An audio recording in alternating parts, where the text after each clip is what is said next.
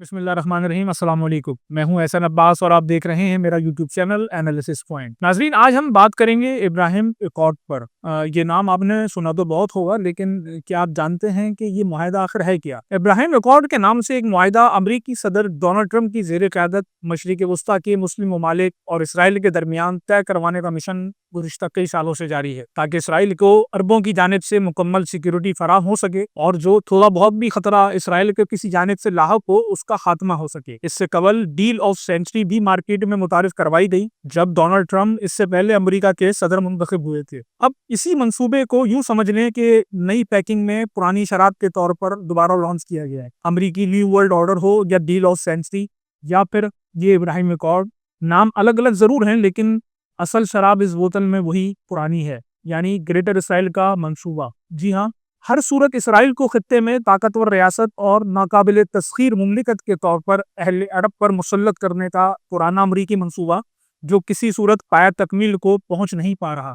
ناظرین، ہمیں سمجھنے کی ضرورت ہے کہ یہ ابراہیم اکارڈ ایک نئی سفارتی صف بندی ہے یا فلسطین سے غداری۔ ابراہیم اکارڈ وہ سفارتی معاہدہ ہے جس کا اعلان 13/10/2020 کو کیا گیا، جس میں متحدہ عرب امارات اور اسرائیل کے درمیان تعلقات کو معمول پر لانے کا اعلان ہوا۔ بعد ازاں بحرین، سوڈان اور مراکش بھی اس میں شامل ہو گئے۔ معاہدے کی نگرانی امریکہ بالخصوص صدر ٹرمپ نے کی۔ ابراہیم اکارڈ نام رکھنے کا اصل مقصد یہ ظاہر کرنا تھا کہ تینوں ابراہیمی مذاہب یعنی اسلام، عیسائیت اور یہودیت کے ماننے والوں کے درمیان امن قائم کیا جا رہا ہے۔ امریکہ کے نزدیک اس معاہدے کے 3 اہم محرکات ہیں جن کو جاننا ہم سب کے لیے بہت ضروری ہے۔ نمبر 1، جیو پولیٹیکل مفادات، یعنی خطے میں خصوصاً شام، لبنان، عراق اور یمن میں ایران کا بڑھتا ہوا اثر و رسوخ اور اپنی کمزور پڑتی پوزیشن عرب خلیجی ریاستوں کو اسرائیل کے ساتھ اتحاد کی طرف لے گئی۔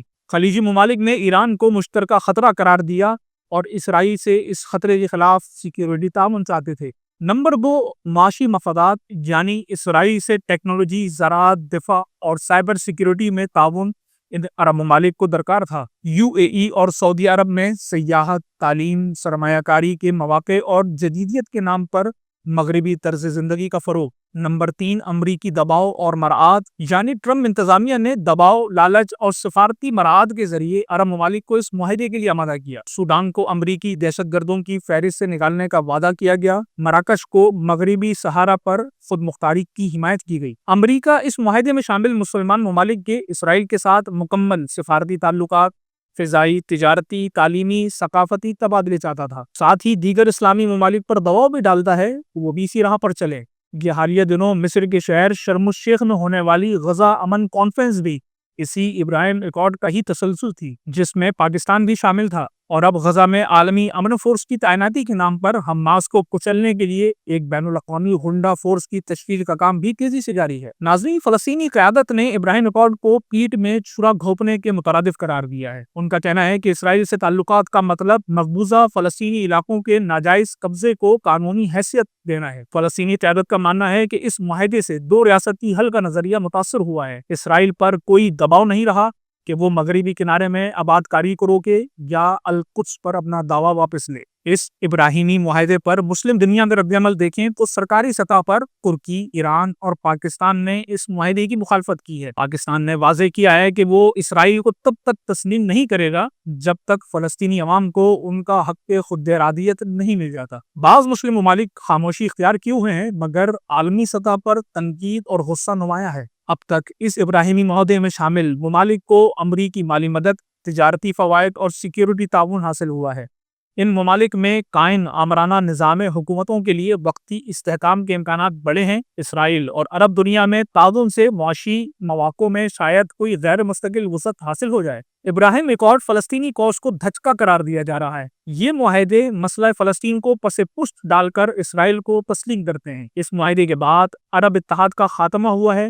مسلم دنیا میں افتراق اور کشمکش میں اضافہ ہوا ہے۔ بغیر کسی رعایت کے اسرائیل کو عالمی سطح پر تسلیم کیا جا رہا ہے، جو کہ عالمی سطح پر اسرائیل کو مضبوط کرنے کے مترادف ہے۔ امریکہ اور اسرائیل اس معاہدے کو ایران پر ممکنہ دباؤ بڑھانے کے لیے بھی استعمال کر رہے ہیں، جس سے خطے میں جنگ کے خطرات مزید بڑھ سکتے ہیں۔ ناظرین، ابھی تک سعودی عرب نے باضابطہ طور پر اسرائیل کے ساتھ تعلقات قائم نہیں کیے، لیکن سفارتی اشارے اور حالیہ بیانات سے لگتا ہے کہ وہ دو ریاستی حل کو مشروط بنیاد پر تسلیم کرنے کے لیے تیار ہو رہا ہے۔ ولی عہد محمد بن سلمان نے کہا کہ مسئلہ فلسطین حل ہونے کے بعد ہی مکمل تعلقات ممکن ہیں، لیکن پس پردہ سعودی حکمرانوں کی بعض ظاہری اور بعض خفیہ ملاقاتیں جاری ہیں۔ ابراہیم ایکارڈ تاریخ کا اہم موڑ ہے جو مشرق وسطیٰ میں نئی سفارتی حقیقت کو جنم دے رہا ہے۔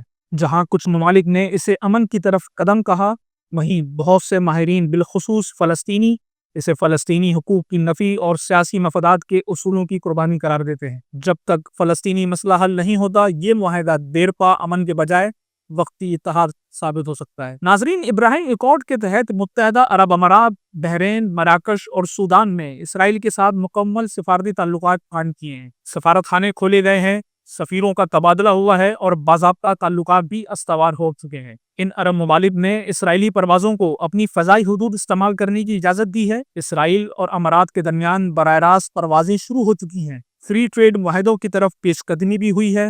دفاعی ٹیکنالوجی، سائبر ٹیکنالوجی، زراعت، سیاحت، صحت اور توانائی کے شعبوں میں تعاون پر اتفاق ہوا ہے۔ ابراہیم نام رکھنے کا مقصد تینوں ابراہیمی مذاہب یعنی اسلام، مسیحیت اور یہودیت کے ماننے والوں کے درمیان ہم آہنگی بڑھانا تھا۔ اس معاہدے کے نتیجے میں تینوں مذاہب کے مقدس مقامات کے احترام پر زور دیا گیا۔ معاہدے کا دعویٰ تھا کہ اس سے مشرق وسطیٰ میں امن، استحکام اور خوشحالی آئے گی۔ اسرائیل نے کہا کہ وہ مغربی کنارے کے کچھ حصوں کے علاج کو وقتی طور پر روکے گا، لیکن مکمل طور پر اس ارادے سے دستبردار نہیں ہوا، بلکہ اس کی قابض فورسز تاحال غزہ کے اندر موجود ہیں، جبکہ دیگر علاقوں میں زمینوں پر قبضے بھی تیزی سے جاری ہیں۔ امریکہ خصوصاً صدر ٹرمپ کی انتظامیہ ان معاہدوں کا ثالث اور ضامن تھے۔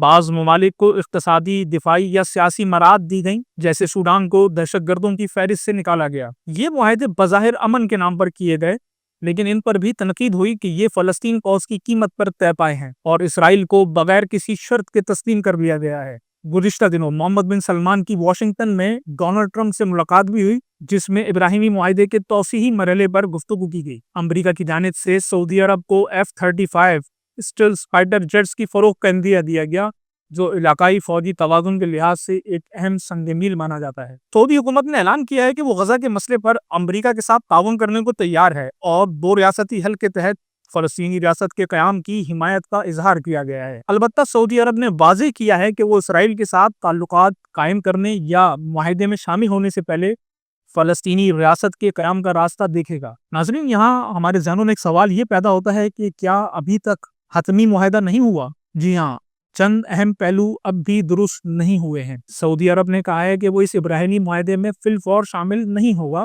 جب فلسطینی ریاست کا مسئلہ حل ہو جائے۔ بعض ذرائع بتاتے ہیں کہ امریکہ نے جوزف فروز سے معاملہ طے کر لو کی حکمت عملی اختیار کی، مگر سعودی موقف نے وضاحت کی ہے کہ یہ صرف معاشی یا دفاعی مفادات نہیں بلکہ فلسطینی حق کا مسئلہ ہے۔ لیکن حقیقت یہ ہے کہ امریکہ اور اسرائیل دونوں ہی ایک آزاد فلسطینی ریاست کے مخالف ہیں، اور اب یہاں یہ بات حیران کن ہے کہ سعودی حکومت ان دونوں ملکوں کی باتوں پر کیسے اعتماد اور بھروسہ کر رہا ہے۔ ولی عہد محمد بن سلمان کے دورہ امریکہ کے دوران دفاعی اور اقتصادی معاملات بڑے زور و شور سے سامنے آئے، جیسے جیٹس کی فروخت اور امریکہ کی سرمایہ کاری کے اہداف۔ یہ دکھاتا ہے کہ سعودی عرب اور امریکہ کی حکمت عملی صرف اسرائیل کو تسلیم کرنا نہیں بلکہ وسیع الجہتی اقتصادی، دفاعی اور علاقائی توازن کا حصہ ہے۔ عرب اسرائیل معاملات کے نقطہ نظر سے اس پیش رفت کو سعودی عرب کے شامل ہونے کی جانب ایک اہم قدم قرار دیا جا سکتا ہے، مگر مکمل شمولیت کے لیے ابھی فلسطینی حق خود ارادیت کی حل شرائط میں شامل ہے۔ اس پیش رفت کا مطلب یہ بھی ہے کہ امریکہ اور سعودی عرب ایران، یمن اور مشرق وسطیٰ میں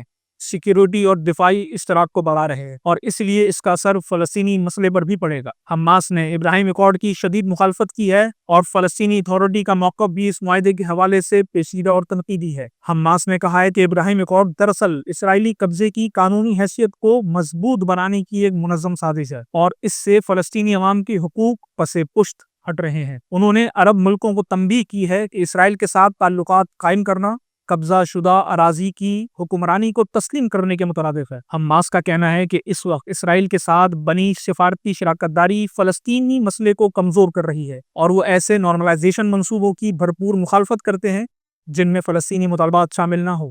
فلسطینی اتھارٹی نے عام طور پر اس معاہدے پر تحفظات کا اظہار کیا ہے کہ عرب دنیا نے اسرائیل کے تسلیم کیے جانے کے عمل سے فلسطینی ریاست کے مسئلے کی رفتار متاثر ہو سکتی ہے۔ بعض تجزیہ کاروں کے مطابق فلسطینی اتھارٹی کا خیال ہے کہ ابراہیم اکارڈ نے فلسطینی حقوق کی پاسداری کیے بغیر اسرائیل کی عالمی سطح پر تسلیم کو آسان بنا دیا ہے، جو کہ فلسطینی موقف کے خلاف ہے۔ تاہم فلسطینی اتھارٹی نے مکمل طور پر مخالفت کا جامہ نہیں پہنا۔ وہ بعض حوالوں سے مذاکرات کی ضرورت اور دو ریاستی حل کی حمایت کا اظہار کرتی رہی ہے، اگرچہ وہ نارملائزیشن کو فلسطینی مسئلے کے تسلسل سے منسلک دیکھتی ہے۔ ابراہیم اکارڈ، جو اسرائیل اور کئی عرب ممالک کے درمیان تعلقات معمول پر لانے کا عمل ہے، کو اگر تجزیاتی نظر سے دیکھا جائے تو یہ فلسطین کوس کے لیے کئی حوالوں سے نقصان دہ ثابت ہو سکتا ہے۔ فلسطین کا سب سے بڑا سفارتی ہتھیار عرب دنیا کا اتحاد تھا، جس کی بنیاد عرب امن منصوبہ سن 2002 تھی۔ جب تک فلسطین آزاد نہیں ہوتا، اسرائیل کو تسلیم نہیں کیا جائے گا۔ ابراہیمی معاہدے نے اس اصول کو توڑ دیا ہے۔ عرب امارات، بحرین، مراکش اور سوڈان جیسے ممالک نے اسرائیل کو فلسطینی ریاست کے بغیر تسلیم کر لیا ہے۔ اس سے اسرائیل پر دباؤ کم ہوا، فلسطینیوں کا سفارتی وزن کم ہوا،